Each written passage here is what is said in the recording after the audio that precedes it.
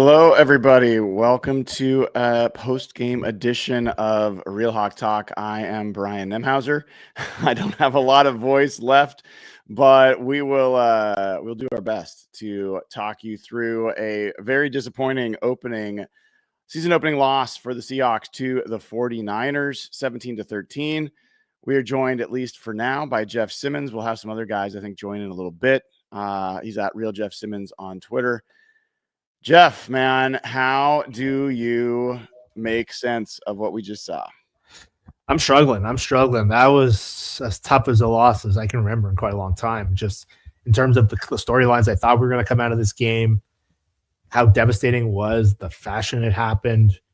And I've seen already some takes. They're just kind of perplexing me a little bit, but like their what? position. Pardon? Like what? I see people blaming Darnold a lot, which I didn't. The offense scored 13 points, but they're in position to win the game twice. One of them, they don't go for it on fourth down and fourth and inches. Second one, Darnold rips the ball to JSN, gets them to the 10-yard line. They're 2nd and 4. They're trying to chew up the clock. They easily run the ball there. And then Abe Lucas gets walked back. And Abe had a great game. And I'm not blaming Abe at all, but the guy got strip sacked from behind. That's not Darnold. It was the offense. If you're going to blame the offense, I 100% agree. But they should have been in position to win that game twice. Or if Tariq Woolen doesn't make 2 of the worst plays of the game, I think they win before that. And so I see people kind of bringing up the Geno thing and the DK thing. I watched every game in the league today. The offenses were bad across the board. It didn't look that different in Seattle versus everyone else. Detroit scored, I think, 6 points. The whole league looked pretty bad outside of 3 teams. I have some questions about how Kubiak called the game. I have certainly questions about fourth down. Where were the play actions? Where were the throws to the tight ends? Where was getting Robbie Utes in space, like the easy throws? They made it a lot harder. JSN was their whole offense basically today.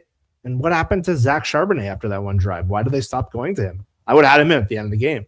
So they were in the position to ice the game twice. And they blew it in 3 consecutive drives. First, by not taking the fourth down, in my opinion. Then they don't stop. Woolen lets the guy get over his head with horrendous coverage. I don't know if you could tell live how bad that coverage was. And then he lets that 5th-string tight end jump over him when all he has to do is literally stand there, and he tries to move with the quarterback.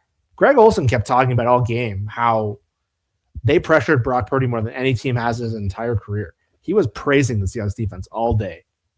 And they just blew it. They blew it twice at the end, maybe 3 times at the end. And it's a punch to the gut. I'm pretty down right now. Yeah. I mean, immediate vibe reaction to that was, all right, credit to Robert Saleh. Yeah. They were able to scheme up some run defense for a defense that doesn't have a lot of good run defenders. And they held up. And I think that was a big part of it. I was surprised by how quickly the Seahawks kind of just decided, okay, we can't run, and started going to shotgun. And we didn't see under center commitment to the run until the penultimate drive where they took the lead on the field goal.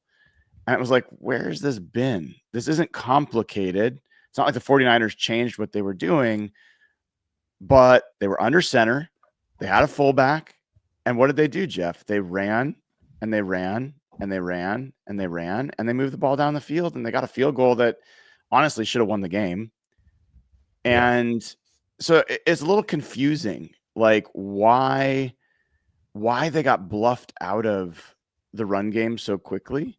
Yeah. And that their answer for that was these screen passes. That's not it.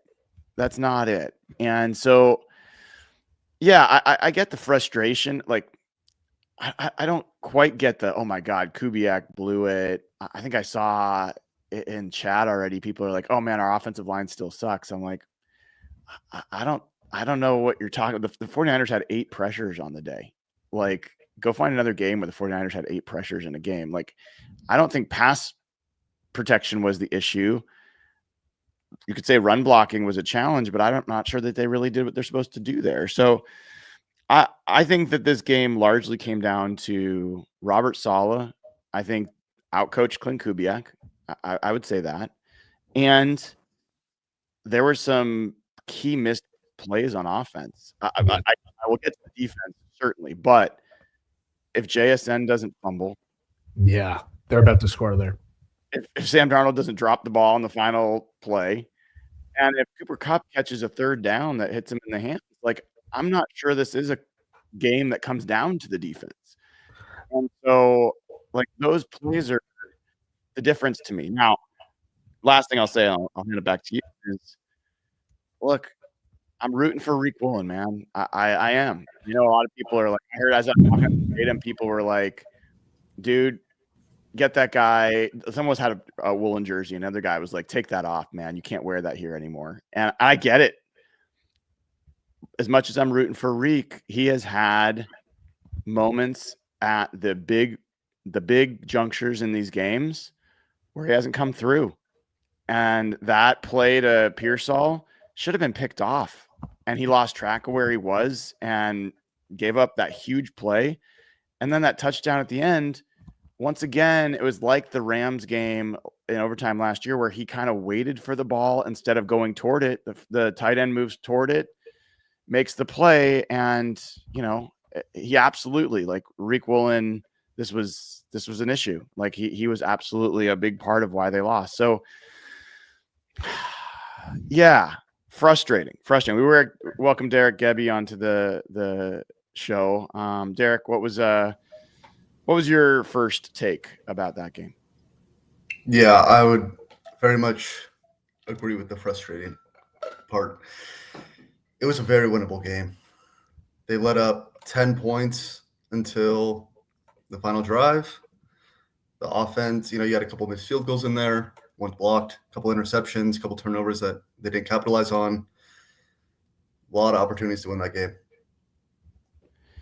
Yeah, I mean, I'm not going to go into cope mode at this point. I will say everybody should be disappointed. Like, and I think it's good that people are disappointed in losing a close game to the 49ers. Like, a couple of years ago, this would have been considered a good performance, but the Seahawks should have won this game.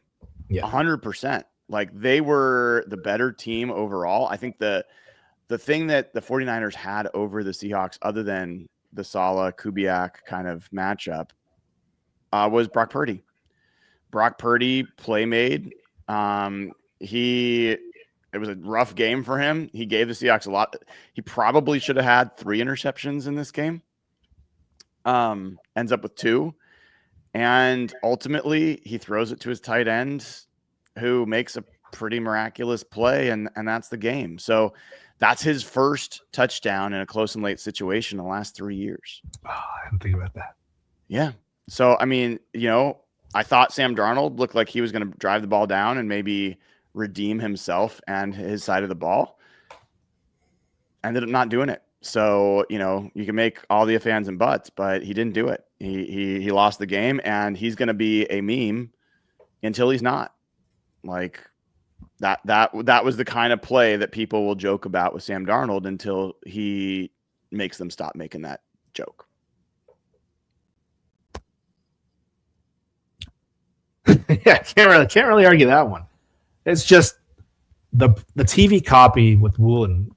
Olsen did such a good job of just showing him what he did wrong on those 2 plays, and when you see the replays, it's just so infuriating. And it's not why they lost the game.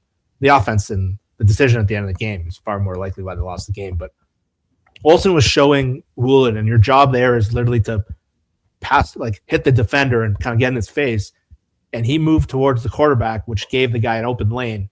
The Pearsall one, even if it's not picked, like you said, that's an easy breakup if you're just ahead. And he did save a touchdown earlier, to his credit, on a huge breakup, which Pearsall was open in the corner. But he's standing right there with Pearsall. He catches the double move fine. All he has to do is get his arm up, and he kind of shifts to the right or something. And if he blocks the ball, I think it's 3rd and 8. And if they don't get that, the game's probably over at that point. And it just was so frustrating because, like, DeMarcus Lawrence was great today. Like, he was at the edge all day. Like, that D-line was so good. And I'm just still perplexed by, like, where were the play actions on offense? Why were they making things more of a shotgun drop back ones? And I think your call-outs were good, Brian. I think the Kupp drop was devastating because they were rolling at that point and their offense hadn't done much coming out of the half. And that just crushed the drive because that's an easy first down. It's a perfect pitch and catch. And the JSN fumble, I think they were about the 30-yard line or 25-yard line. That's going to be a field goal. Yeah. They're going to score there. It would have been like 3rd and 2 if he doesn't fumble the ball there. And it just yeah, go ahead. I don't want to spend like too much time on Reek. I think everyone is frustrated with it, and I agree with you, Brian. I don't think he's the reason they lose the game. I think people get a little too focused on a couple plays at the end of the game. But that touchdown, the effort was so lax, nonchalant. Like that's the game right there. And he's fading away. He just kind of like, I don't know, just the way he came down, it was just very casual. And you pair that, I was just saying, Jeff, like you pair that with the tackling issues and like the lack of effort sometimes that has shown up, and it just reinforces the worst parts about his game. So that's my bit about Reek. I'm not going to spend. No, I mean it's open. I mean let's whatever our thoughts are. This is the time to air. You're not going to say it. There's other people in chat saying it. Yeah, it was kind of a dead play too. Like they had pressured Purdy, like nothing was open. He was just kind of heaving it up there to a freaking 5th string tight end who shouldn't even be on the field ever. Because Kittle was kind of dominating them early. They were kind of picking on Tyrese Knight. They couldn't really stop him, and to have that guy score and then them not. I just don't understand why they kicked the field goal. Mike McDonald. That to me is more. That was shocking. If I'm going to put on why they lost the game, it's that right there. Wow. You go for that. Olsen was hammering them before. I want to hear you. Tell me why. So it's 4th and less than a yard. It was not a yard. It was a half yard, maybe a foot. You get that first down. You're bleeding the clock towards the 2-minute warning. Niners have to start using their timeouts. You get another first down after that. You're in a situation you're potentially bleeding the clock and game over, kick a field goal. Or you go down and score a touchdown and game's out of reach. So that to me was a very frustrating call for McDonald, and ultimately why I'm more frustrated with McDonald and Kubiak as kind of a coaching pair than I'm at Reek. That decision was really mind-boggling, especially if you're going to be the team that Mike McDonald wants to be, which is physical, aggressive. We're going to punch you in the mouth. You go for it on 4th and inches, in your home stadium against your division rival. You just run that ball. Jeff, you say your thoughts because I have a different opinion on it, but I want to hear where you guys are at on it. So I would have gone for 2, especially that whole drive. They were just running it down there. Gone for the first down, you mean? Yeah, they've gone for the first down because I thought Olsen brought up a really good point on the TV copy. Just if you're going to trust your defense there, even if you don't get it, you're still paying them pretty clear back. And you're still in the same scenario essentially would have been before. Now they essentially have 4 downs to go try and get a field goal. And you're going. Someone knocked on the door. Do you hear that? I did. It's okay. Probably talking too loud, but it was just odd because Mike McDonald was so aggressive last year in all of those spots. That some people criticized them in the Rams game. They should have taken the points, and it felt really out of character for me. And last year he was like, I don't think he made a game management mistake. I think that was one of like the impressive things in his first year. I was shocked they didn't go for it there. It's interesting. I was 50-50. I would have understood if you went for it, but I also understood taking the lead right there. And they had not been reliable enough on offense for me to feel like, yeah, we're going for it for sure there. Like I get like that it's a question, but to pin it on that is a little surprising to me because that implies that you feel pretty confident that the Seahawks were going to come away with the first down. I don't know. The offense executed well enough all day to feel confident that they were going to get that. And honestly, the way this team's built and the way it is right now at this point in the season, the defense has to do their job. Like if you take the lead there, you're a defense, like the defense is ahead of the offense, and it's going to be that way probably for a little while. You take the lead and you make the 49ers do what unfortunately they did, which required 2 absolute prayer plays with real huge mental errors from Reek Woolen. Like if that doesn't happen, then I still think the Seahawks win that game. So, just looking right quickly at like what were the drives that the 49ers had before that. In the second half, 49ers went 5 plays, 36 yards, interception, 14 plays, 57 yards, blocked field goal, 11 plays, 52 yards. So these are like relatively sustained drives. Then they go 2 plays, -3 yards, pick. And that was the drive right before McDonald makes the decision to kick the field goal. And that final touchdown drive, 7 plays, 68 yards. And what was it? It was 45 of that comes on one play, right? So I hear you guys. I'm not like, oh man, that was absolutely the right call. But it's a little surprising to me that you guys are so clearly against kicking it there. So yeah, I mean, it's interesting. I don't feel as strongly about it. I think those are fair points. I would just sum it like the defense gave up 17 points. At the end of the day, pushing, having an opportunity at the end of the game where the defense is giving up 10 points and it's still in question on like, hey, you got to put together one more stop. That to me is just like, where's the offense? And that's where the blame's going to lie. Like, I don't want to hyperanalyze the end 2 minutes of the game and 3 minutes of the game. If we want to include that decision, like there's 57 minutes leading up to that decision where the offense put together 10 points. Yep. And you just can't win a lot of games like that. You're not going to be a 10-win team. You're not going to be a 12-win team. Well, I don't know if that's true. That's kind of what week 1 looks like. Even the Super Bowl year, it does. First game, 13-9. You have to win the situation. And I thought at the end of the first half, their situational play to do that run with Darnold outside to get them in field goal range was brilliant. And I thought that going to the half, that was a brilliant play call. Like we've seen so many bad end of the halves.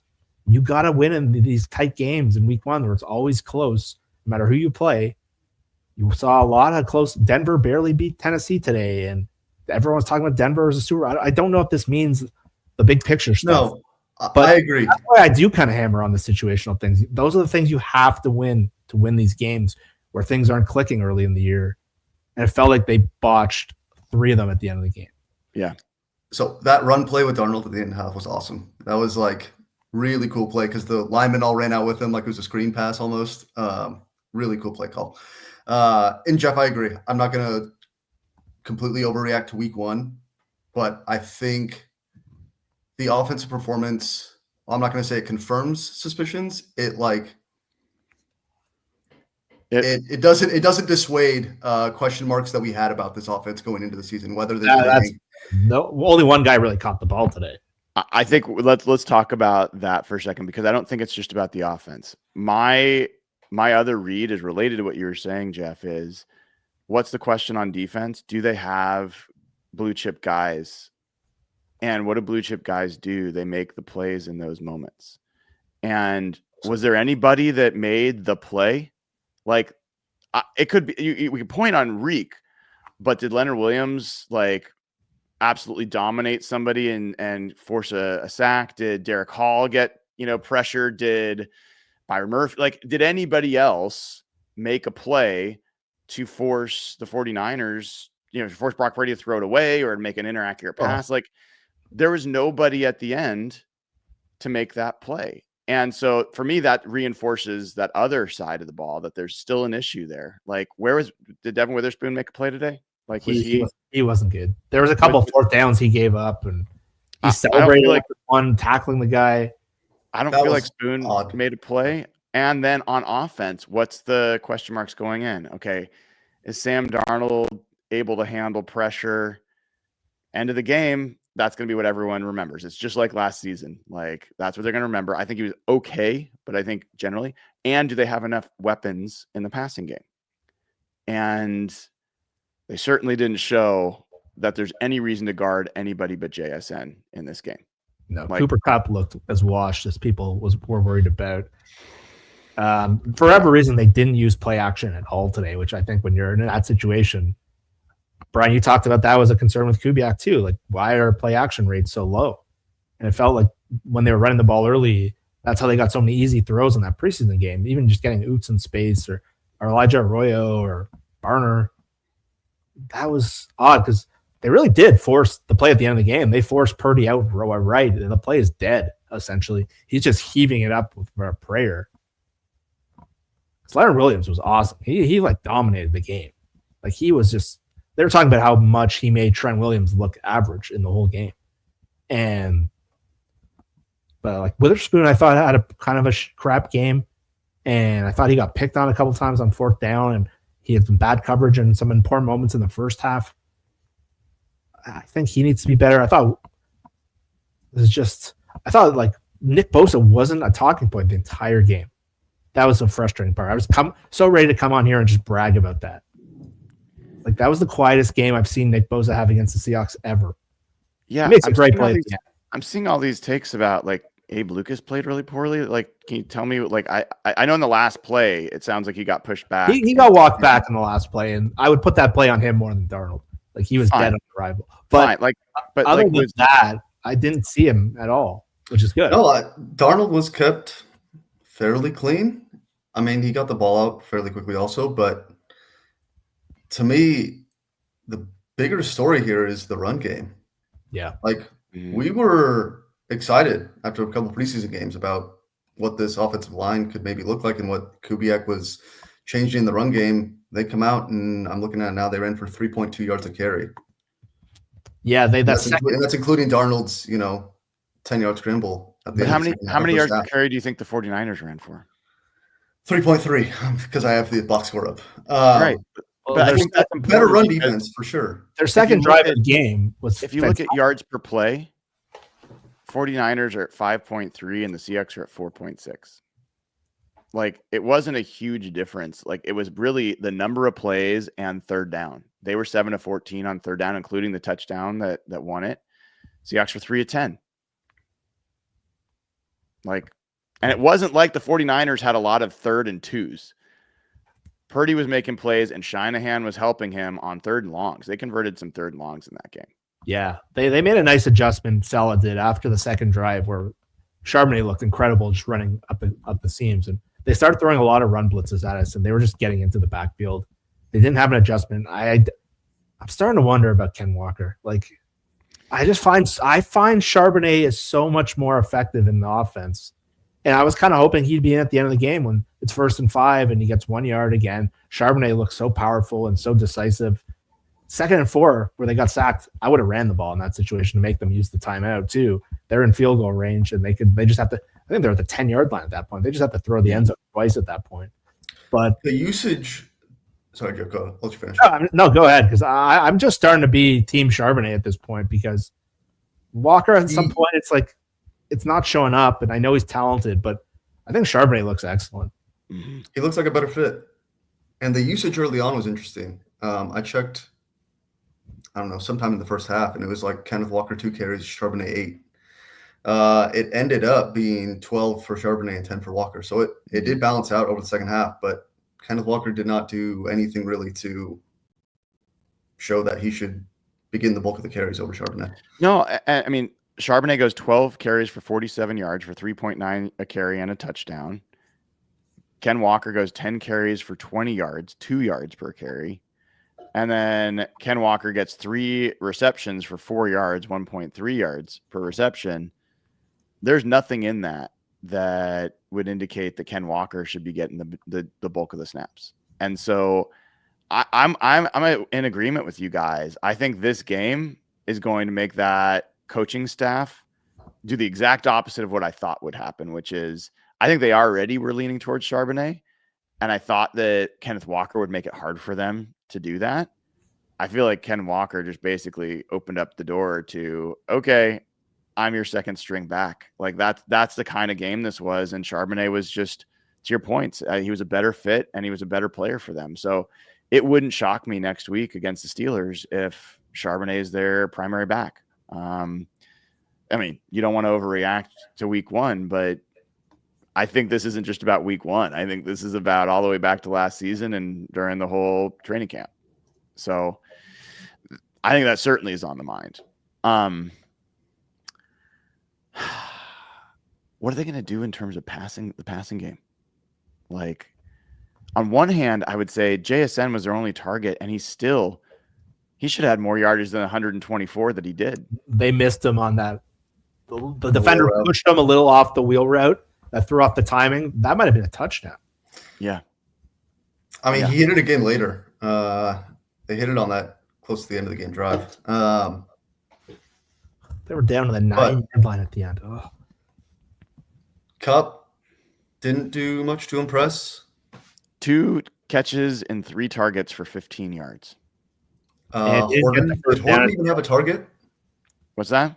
Torrey Horton did not have a target. No, they got to start throwing to Torrin. They got to start throwing to Arroyo. Arroyo had 1 catch and 1 target, I think. They got to see what they got in some of these guys.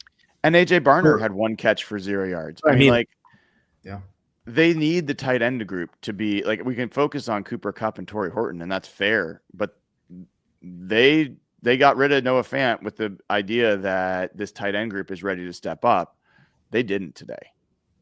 Yeah, I don't know if it was them not getting open or them not designing plays, because Kyle comes in and starts getting this Tongus guy the ball. He's got no talent relative to the guys they have. And they got to, yeah, I agree. If they're going to run this offense with the limitation, we all know there's a receiver. They're one receiver short. I think everyone, even the most positive Seahawks fan, would say that, which is why the tight ends are crucial. And I thought the design of the offense seemed to go away from them. And I think for this to work, they're going to have to be really important. And that has to be an adjustment. To your point, Jeff, there was no reason not to have more play action. They weren't down. The run game was even struggling. So why are you leaning into it so much? And JSN was the vertical threat in this game. And that's concerning. You cut MVS, and for whatever that's worth, I'm not nitpicking that. But he was kind of designed to be that vertical threat guy. And if it's JSN all season, I'm not sure that's what JSN does best. And I'm not sure that's best for your team to rely on him to be the vertical threat in your passing offense. Yeah, I don't mind him. I think he's an explosive receiver. And so that part in an isolation is fine to me, but I agree. Like, the lack of a secondary target is an issue. Whatever they can do, I don't care if they're just a middle of the field player, but like, somebody else has to punish them for the coverage that they're going to start playing on JSN. I don't think Cooper Kupp looks like that guy right now, and I don't think the tight ends. The thing that I can't say for certain after 1 week is how much of that's the play calling. Did they actually, like, where was the under center play action, boots, and all the things that would bring some of those other guys into, like, I didn't see that. And so I go back to what I said at the beginning. Under center play action, under center just in general didn't show up until that final drive, or the second to final drive. Why? Like, why? That one is a real perplexing one. And I would bet you that when Mike McDonald and Clint Kubiak sit down, they're going to look at each other and be like, we blew that. Like, we got away from who we're supposed to be. And look, Christian McCaffrey plays in this game. He carries the ball 22 times for 69 yards. He averaged just over 3 yards per carry. But he also caught the ball 9 times for 73 yards. He was definitely a factor. There's no question. But if you told me that we could sign up for the next few years of this 49ers scoring 17 points, and for 7 of those points to come at the very end of the game on kind of a lob throw and average just over 5 yards a carry, I'd be like, okay, that's reasonable. But that defense that the 49ers have, other than Bosa and Warner, like, you gotta do more than they did today. I don't care if it's their first game. I don't care if it's young players. They had an advantage there. And Robert Saleh out, Coach Clint Kubiak. I keep coming back to that. Yeah, it seemed like they were just very conservative in general. Like, even until like the last couple of drives, Darnold was like 19 throws. They weren't taking a lot of chances. They weren't using play action. It just seemed like they were trying to play not to lose and just manage the game. I didn't like their approach. I agree with you, Brian. I think they blew it. I didn't think they had a particularly strong game plan. And I think once the adjustment came from Saleh after that drive, they never really had a counter back until the end of the game. And I think they need to kind of go back to the drawing board and stick to that identity that they're supposed to have. Because they were just a little too safe in that game, and I think it bit them in the end. To add insult to injury, Noah Fant did catch a touchdown. I saw. Yeah, go ahead, Derek. Well, yeah, on the Niners defense part, they were a bottom quartile defense last year. Mm-hmm. And I'm not sure there's reason to believe they got a ton better. Exactly. Certainly not a ton better to become a top 10 unit and say, well, you scored 13 points against the Niners. That happens. That's not a great defense from all looks of things. And yeah. So let's take some super chats here and go through this. There's a bunch of super chats. Sheed says 4th and 1. Not happy about it. So I think echoing what you guys are saying. Then we've got PSP Dice, who says, where was the play action, misdirection, tight end, fullback usage? Where is the Kubiak offense? Also, why are you committing to establishing the run and afraid to go for it on 4th and 1? So I think aligns with a lot of what we're saying. Mauricio says, send Woolen to El Salvador. Yeah, I mean, I'll just say this. I mean, he also made a pretty great play. I know no one wants to hear it. That was a great play in the end zone to knock it away. It was. And I think it was a very Reek Woolen game, which I would bet if you go back and you look at his overall performance, all but 2 of his snaps were probably really good. But the 2 snaps that mattered most, he didn't come through. And so that's what's going to happen. Seahawks man, who's been a member for 6 months, says K9 looked like he didn't belong in this scheme. I don't know what to think. I know it's week 1, but still, hopefully the offense looks better next week. I don't know, guys. Do either of you expect the offense to look better on the road against the Steelers defense? Well, the Steelers or the Jets put up 31 points against the Steelers. I don't know if you guys want to talk anything about other scores in today. That was an eye opener to me. I mean, that's a vaunted Steelers defense, and it's like, wow, giving up 31 points to Justin Fields is a little eye opening. Well, 2 of those touchdowns were Justin Fields runs. 48 yards of their rushing but they did give up 107 yards to Breece Hall. So they gave up 182 yards and 4.7 yards per carry. That's interesting. I will tell you one other thing that we like is very, very minor. I hated the Jalen Milroe play early. Yeah. That was they got cute a couple of times. That was one of them. I'm like, that's a week 1. You guys are being too cute. Just it's scripted. Later. Just run. And then the other one was that there was a screen later. I can't remember who it was to, but it was a quick screen to the right. It might have been Jason. I don't know. And they lost like 8 yards on it. I think it was the Walker one. The whole screen game. The whole screen game was not good. I mean, this was like Darrell Bevell screen game again. Yeah. Yeah. It was really rough. Olsen was showing how Walker's job on that screen is he's supposed to wait for Sundell to get into space and then set. And he set 10 seconds too early, which allowed Sundell to be cutting back. And I thought Olsen was great, by the way. Greg Olsen pissed me off a couple other years because he seemed bitter towards the Seahawks, but I thought he called you guys didn't get to see it, Brian, but I thought he called an amazing game. I thought he's probably the best color analyst right now going. Will Fry says, to boil it down, we lost because our offense was bad and because the Niners made key plays in the end, and we didn't. Yeah. I think that's right. Got a new member, Joker. Welcome to the crew. Smokehawk, who's been a member for 11 months, says, as long as they learn from this game, they're good. You guys feel that way? Does this change your outlook on the season? Depends what you say. Depends how you say learn from. I mean, if your quarterback is extremely limited and Kubiak is calling the game that way because he doesn't think Darnold can deliver more, then I'm not sure there's really much you can take away other than Darnold's not the guy. Brian, your bigger question on outlook on the season, a little bit. I mean, this team can still win 10 games, but I think what I said earlier is the question marks on offense, I don't think got answered at all today in terms of the passing game, in terms of can they be a team that reacts well when they get behind the sticks or is down and can make a comeback. Those were not confirmed today in a positive sense. Let me ask you guys this. sincerely, if one play in this game is different, they don't score the touchdown at the end, and they have to kick a field goal to tie it. Okay. Yeah. And then the Seahawks come down, same drive they did, and they kick a field goal to win it. What does that change for you? Everything. Very little. For me, Really? everything. Okay. Everything. I just talked. If you come out of that story and the story of the game is you held Nick Bosa and you won a game that we knew would be a close game and you won the situational battle and you won with a great defensive performance for the most part, and then you got it done in crunch time, to me, that's everything.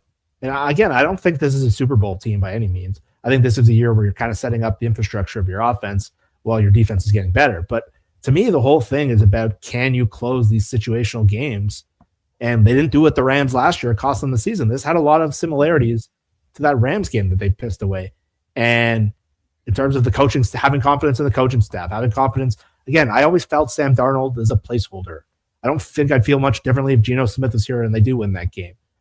To me, it's about setting up a sustainable infrastructure of an offense. And if they could prove they could win the game in this style against, it would have been a pretty impressive win. And seeing Kyle Shannon's face all game, just how frustrated he was, would have been so rewarding and it would have felt so good. I'll be honest. I would have been celebrating like crazy. Derek's probably right. Like, there's certainly a lot of questions with the offense, but I would have just ignored it. I would have chalked it up to week one, and I would have been very, very excited based on just winning that situation. I would have been excited. Yeah. And go ahead, Derek. I mean, I feel like I'm not sure I can get where Jeff's getting in terms of how much changes based off of that play, but I understand the general idea of either you're the ones making the plays at the end or you're not. So I get that. But there's been some seasons where Geno Smith has been the guy making the play at the end, and they're beating the Tennessee Titans, that are terrible 2 years ago. I'm not sure that really made them a better team necessarily. So yeah, I have some other bigger picture thoughts, but I'm curious, like, you had a different answer than Jeff. Yeah, to just point the week one thing, it is a division game. It's a division rival. Like, it's going to be a tough game. I don't think anyone thought they were going to run away with it. To the other point, I would say, they did get going on that final drive. I mean, they were down to, Jeff, what'd you say? 9-yard line. That's why you're 80% of the way there. I mean, they hit JSN on the wheel route or on the double move again. There were some good plays in there. So you have some signs of life there, but you make a bozo play, the football hits your lineman's ass and game over. So if, let's say Reek breaks that pass up, I'm still very frustrated with McDonald for kicking the field goal. I'm still frustrated with the offense as a whole.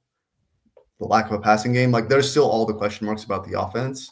They just finish a drive versus not finish a drive, which to me, it's one drive in the story of the season. So not a lot changed. Yeah, I mean, big picture for me, I look at the defense and I'm like, okay, this looks like a top 10 defense. It does not look like a top 5 defense to me. Like, because there's not the dominant play, that there's not the Bosa, there's not the Warner that week in, week out. Like, I'm not saying this is a conclusion, but that's I walk away watching that game and there just weren't enough playmakers on defense still. And then offensively, it looks like a team that has changed out everything and more kind of what we expected mid-off season, which is it's probably going to take, like last year, half a season, if everything goes well, for the offense to start figuring it out. Like, it took half a season for Mike McDonald to change out personnel and figure out the defense. Like, realistically, that might be the case. And the thing that's surprising is they just didn't do it their way. Like, the whole friggin' point of this offseason was, if we're going to lose or we're going to win, we're going to do it our way. And they didn't do that on offense. And so I'm just like, that was the part that was in their control. And even if they were getting like 2 yards per carry, why did they just decide not to do that and be an offense that they're not? Like, that's the part that I'm just like, Yeah. I need to see them actually be what they're supposed to be, or at least try to be, before I'm like, okay, yeah, this offense is toast. Yeah, well, that's where- what makes the fourth down so frustrating. Because I think that's the story of the whole thing. I think that's what Derek nailed it. I think he said that earlier. They're trying to be this run down your throat team. If you can't go for it on 4th and inches to eat the clock and win the game, what are we doing here? Yeah, You're playing too conservative, and it kind of goes against exactly what the two of you just said. And I think that's what was so alarming to so many people.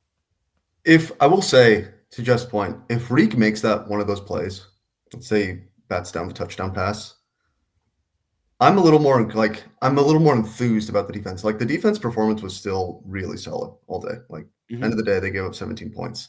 But if you make that play, you're like, okay, that's 2 touchdowns that Reek then saves. He saved one earlier. You got a couple picks off Purdy. You shut down the Niners run game, even when they had McCaffrey. So most of those signs are still there and encouraging, but you didn't make it when it mattered. So a little stingy there. On the flip side for the 49ers, I will say this game did not change my opinion about that team. No, they're not very good. That's a team. We'll find out what happens with Kittle's injury and Jawan Jennings' injury and whatever, but that team's not scary. Like, they are Brock Purdy and Kyle Shanahan and some Robert Saleh defense, but like, that's not the 49ers that they used to be. A couple more super chats here. We got a new member, Joker. Welcome to the crew. Good to have you. Smoke Hawk, who's been a member for 11 months, says, we already did this. As long as they learn from this game, they're good. We talked about that. Joker says, I didn't think the O-line was terrible outside of a few moments, but 26 yards outside of JSN is in the receiving is terrible, but not surprising. I think that's a big storyline. John Rotman says there are people who will praise Purdy for the game-winning TD pass. It was an awful decision throw that would have been an interception. Number 3, with even decent effort from Reek, $260 million to throw it up for grabs. I'll say this: when he threw the pass to Pearsall, and as soon as he let that go, I was like, "That's picked." Like, should have been was in the exact right spot. It was like, that's going to be picked. And even halfway in the air, I was like, that's going to be picked. And then he caught it, and I was like, oh, dude. Well, he moved his body in the air to a place that made no sense. And then the other one, all he has to do is literally stand there. He just stands there and plasters the receiver. There's no play for him to make. Yeah. It's dead. And then it's kind of like the Rams game. All he has to do is get his arms up, and it's probably a pick. Yeah. Yeah. Noah Berman says, I want a public apology from Kubiak for the play calling performance that makes Waldron look like a better coordinator. Yeah, I don't know about that, but I get it. Zach Schwartz says, I thought the offense was okay. Okay. Cooper Kupp is washed, and I don't think K9 should play much anymore. We need to have a talk about Reek's future. I will say this, like, your first week, you are learning. Like, we can go back to every season, and they're like, you come into the season, you think this is what you can do or who you're going to be able to do it with. And then you learn a little bit. And by week 4, there's guys that were playing in week 1 that aren't playing anymore. And there's play calls that you were making in week 1 that you're not making anymore. And the Jalen Milroe, I'm not overemphasizing, but for me, that was like a classic week 1 overthink. Like, yeah, that's just you can't do it, but you don't need to do that. Like, at that point in the game, it just felt very scripted. Like, first very short opportunity. Here we go. We're gonna throw Milroe out there and run it. Yeah. PSP Dice says, why does Kubiak have zero faith in his QB? Was he only allowed to pass an obvious passing situation? The only other time he could pass the screens. This is a good point. What do you guys think? Like, it felt like they didn't believe that their offensive line could protect and that Darnold could find guys. Look, they do have Nick Bosa. I think it's fair to consider that in your play calling. But at some point, you can make an adjustment and say, hey, Sam Darnold's only been sacked 1 time all game. Let's open it up a little bit. Yeah, or just the whole thing was supposed to marrying the run game and the pass game. And even if play action, we know enough statistically that you don't need to have a great run game to play action. And I think to make it easier on Darnold, you need to throw more on earlier downs. And I think that's what I meant earlier when I was saying they just felt like they're playing not to lose on offense the whole time. They're happy to punt the ball back and win with the defense. I would have liked them to see some of the stuff we saw in that Chiefs game in the preseason, where just getting Robbie Utes the ball in space, like that shouldn't be a hard play to execute, or getting Arroyo or Barner in the flat on a tight end play. Like it felt like they were just trying to be too conservative, and felt like it bit them. Well, think about this: that Eagles game where Jalen Hurts threw one pass beyond 4 yards the whole game, right? Yeah. But what did they do? Like Jalen Hurts ran for 2 touchdowns, and they ran the ball consistently. So they could afford to be that kind. Like I would say that offense wasn't that much different than what we saw from the Seahawks, except for the results where they were able to run the ball, and they have a quarterback that can create with his legs. And I mean, honestly, if this is the kind of offense they're going to run, I'm not sure it's that much different between Jalen Milroe running it from a passing perspective and Darnold. I'm not saying Milroe should start. I'm just saying if you're going to run it, if you're going to play this way, at least have a quarterback that can run. Like this was not, and I think Sam Darnold's better than the player that they gave him credit for today. I think the offensive line's better than that they gave him credit for today. So yeah. Funkyish says OC play calling let the defense down. Hard watch. Liam Hyde says Dolphins were embarrassing. Trade for Tyreek. I'm not interested in trading for any veterans. I will just say, as I'm trying to find the neutral situation pass rate for today's game, but Kubiak was, like New Orleans last year, was bottom 10, which mirrors what Shanahan has done when he has his kind of preferred offense. Obviously, New Orleans quarterback situation was terrible last year, but if today was, in the 40-45% range, that's mirroring very much what Kubiak did last year and what Shanahan has done in San Francisco for many years. Yeah. Well, I mean, I thought the 49ers were struggling on offense, as we talked about, but Shanahan still had a few times that he schemed somebody open for a pretty easy pass, and that was pretty absent for a Kubiak. Smokehawk says, remember, y'all, week 1 is a liar. Let's hope so. Well, there was a lot of bad-looking teams today, so who knows? Like the Cardinals barely beat the Saints. Rattler. We should, your life. They didn't look good on offense or defense. The Rams had 14 points today. Stafford looked pretty mad. I hope not to be able to watch Russell Wilson today. It's tough, man. I was just going to mention. You go ahead, Jeff. Go ahead. No, go ahead. I mean, the NFC West is very much still open. The Rams put up 14 points against the Texans. It is, but I'll just say this: like, this was a huge game. I know it's week 1. I know you got 16, games left to go. This was a huge game to lose in this, like both from a 49ers perspective and the Seahawks perspective. And I think it's going to haunt the Seahawks. I hope it doesn't, but it didn't matter how they won. They just needed to find a way to win this one. The fact that they didn't is a really big deal. And that's I'm why not willing to like. That's why I had my perspective before. That's why I would have felt if they won that game, it would have felt huge to me. Yeah. John Roman says, with San Francisco having signed MVS, is there a chance Kubiak outsmart himself trying to mix up play calling? I don't think so. Maybe. I mean, I don't know. I hope think that's not. a pretty big stretch. Desert Hawk says, I'm definitely worried about the Steelers game now. I was always worried about the Steelers game. Ian Williams says, the entire third quarter, I was screaming for them to get Sam under center and run the ball. As soon as they did, they drove down the field. That's where I'm at. I got a few more of these super chats to get through, guys, and I'll let you get on with your evening. Nano Taggart says, someone please go hug Staten. I know for a fact he has a great bottle of whiskey in his room. Yeah, I feel bad for Rob flying all the way out here and watching that outcome. That's too bad. Sheed says the Niners have serious injury issues to deal with. Yeah, I mean, I'm not worried about the 49ers right now. I'm more just like why the Seahawks weren't the Seahawks, what we want them to be. Moy Joseph, I think, tried to say something, but I appreciate the super chat. Jeff Jennings, what was with all the shotgun? Seriously, yeah, I think that's going to be a question. I'll certainly be asking that tomorrow when I go to the VMAC. We already asked that. Rodney Prescio says, what the hell did we watch? This was horrible. Do you guys feel like that? I was when they scored that touchdown, I was very frustrated with But do you think that was horrible?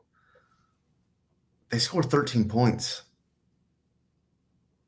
I mean, they were kind of in control almost the whole game. They were, but it's hard for me to say that's horrible.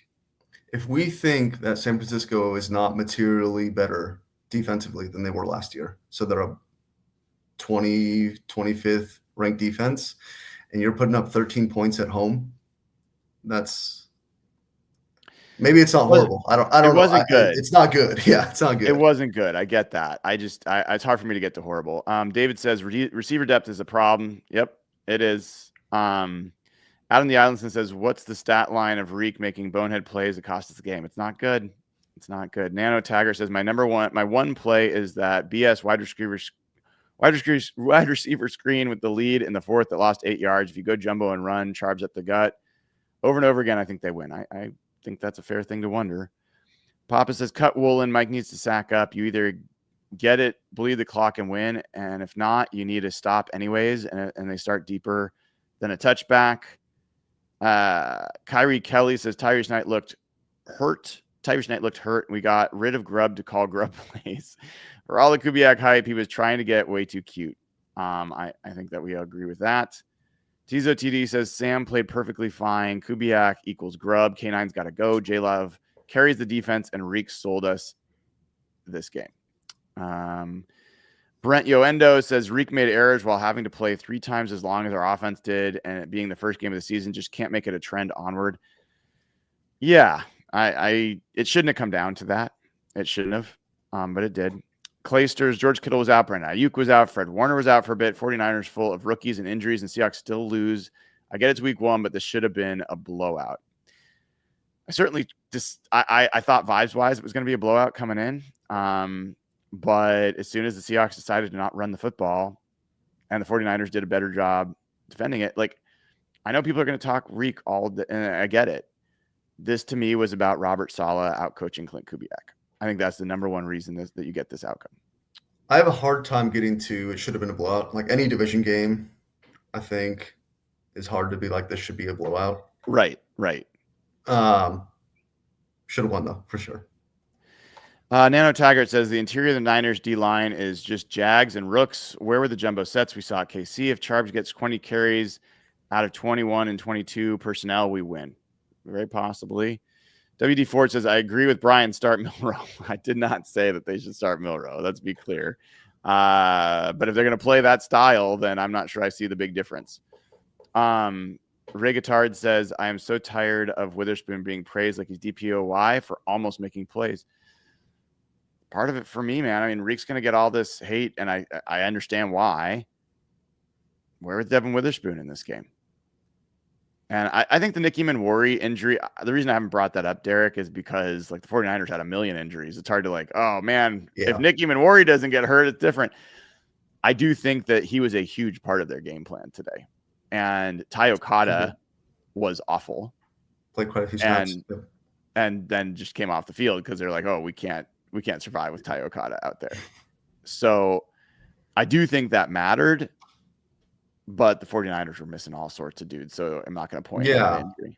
And even without him, again, I sound like a broken record, but it's 17 points they gave up. This is not a poor defensive performance by any means. Right. All right, dude. Well, that's all the super chats. Any closing thoughts, Derek, before we wrap? No, I will say it's week 1. This team can still improve and win 10 games. They could win 11 games. Let's not all freak out and panic about week 1, but definitely some question marks. Yeah, I think that's fair. I think, I don't have a lot more to add other than if you're going to lose being who you are. Like, I was ready for the, oh man, they're just running it into the middle of the line or the edge. We didn't see an outside zone for like half the game. And I was told this was an outside zone team. Indeed. And they did all right when they ran outside zone. And so that's the hardest part for me in this is it felt like you lost trying to be something you're not. And then even when you were trying to be something you're not, what you chose to try to be was pretty silly. Like a screen team, like that's okay. I mean, maybe once or twice, but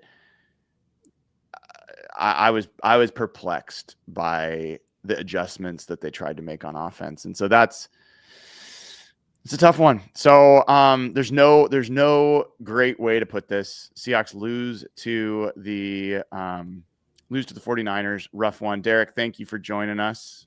And I'll just say this for folks that have not had a chance, give the Sleeper app a try. It is a great place to keep up on all your fantasy sports. It's a great place to get real-time updates, even when they're not the updates you want to see. You get visualization on stats. You get real-time chat. #1 sports app out there. And if you use promo code HAWKS, you will get up to $100 match on your first deposit. Terms and conditions apply. See Sleeper's terms of use for details. Currently operational in over 25 states. Check out Sleeper today. All right, everybody. Rough. We will be back with you tomorrow morning for Hawk Blogger Mornings, and we'll work our way through it. All right, take care.